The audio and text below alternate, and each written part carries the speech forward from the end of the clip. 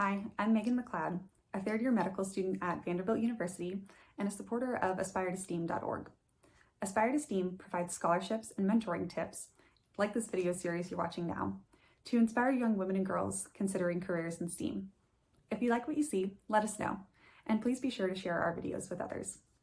In this video, I'll be talking about what I did not study and experience in high school, but wish that I had. So if you have watched our previous videos in this series, then you will know about all of the things that I did study and experience in high school. And I am super grateful for those opportunities because they've led me to where I am today.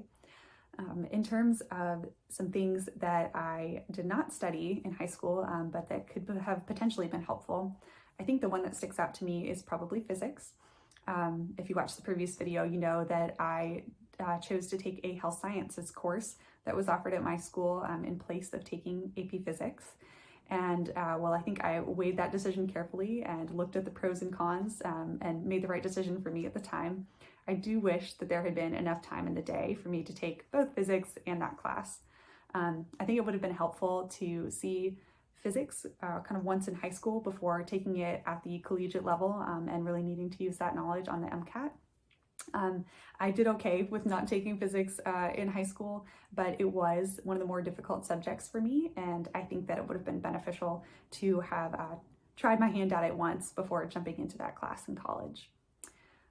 So all of that to say, if you do have the opportunity to take physics in high school, I would definitely recommend it. The only other course that I can think of that was not offered at my high school that might have been useful is anything in anatomy and physiology. That just wasn't something that was offered at my school, but I think that those were both subjects that I really enjoyed and would have liked to learn more about and gotten more early exposure to. I certainly had plenty of chance to learn about that in college and now in medical school, but it never hurts, again, to have early exposure to those things. So if those are something that's offered at your school, I would definitely recommend checking them out. In terms of experiences, I think the only one that I can think of that I, in hindsight, wish that I had taken advantage of was there are various summer programs that medical schools around the country offer for high schoolers who are interested in the health professions. So I think I just did not know about these programs, didn't know that they existed, and hadn't fully decided on medicine yet. So I would encourage you, if you think you're interested, to just take a look at your local medical schools or hospitals in the area and see if they have any of those opportunities available to high school students.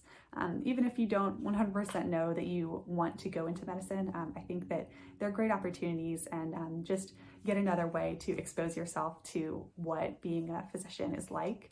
And so yeah, I would highly recommend looking at those opportunities.